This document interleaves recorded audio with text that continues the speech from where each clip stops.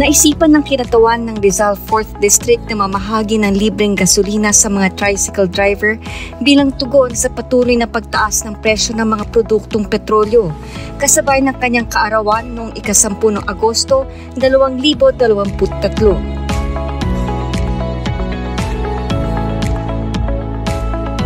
Sa kanya lang po ako nakadanas ng ganitong tulong. Simula na maupo siya ng congressman dito sa bayan ng Montalban. Napakabait po ng congressman. Siya po talaga humaharap sa tao. Nagpapakita siya pa nag-aabot ng tulong.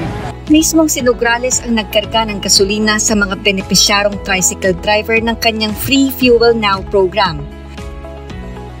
Kaugnay nito, nagpapasalamat din ang mga partner gasoline station sa programa ng Mambabatas at masaya silang maging bahagi nito. Actually, with the partnership with the Office of the Congressman Fidel, magbibigay po kami ng assistance, ng support sa opisina niya. We continually support kung ano man yung mga project at proyekto ni Kong Fidel sa Rodriguez Rizal.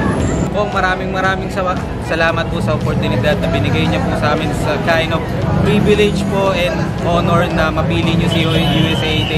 We are here to support you whatever kung ano po yung maging outcome or plano nyo. Nandito lang po sa likod niyo si USA. Maraming salamat po, Congressman.